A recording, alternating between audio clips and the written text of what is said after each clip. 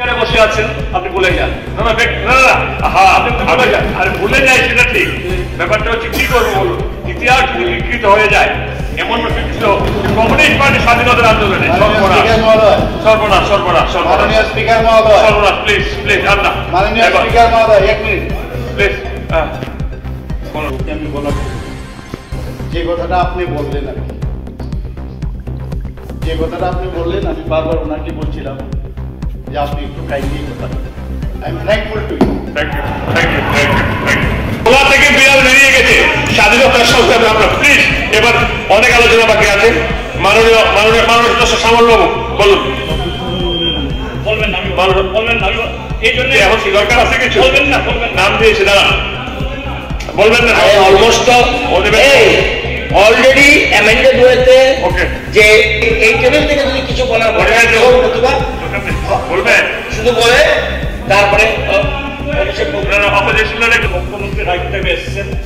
Thank you very much honourable chief minister.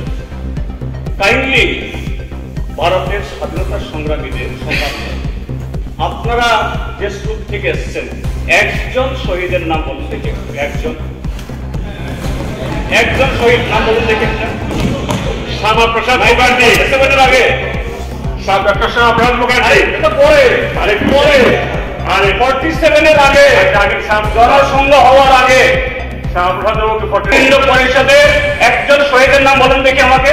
এই শুনান তো, জিতেন বাবু শুনবে, প্রায় শুনবে। জিতেন বাবু একজন শহীদের নাম বলেন। জিতেন বাবু শ্যামাপ্রসাদ আরো আমার সাথে কুইট ইন্ডিয়া মুভমেন্টে, জিতেন বাবু 1942 কুইট ইন্ডিয়া মুভমেন্টে প্রেমনাথ ডোগরা, যিনি ভারতীয় জনসংঘের পরবর্তী সময় সদস্য ছিলেন, আমাদের অটল বিহারী বাজপেয়ীজি, উনার ভাই, এরা সবাই কিন্তু জেলে গেছিলেন এই ইংরেজদের এটা বিরোধিতা করতে।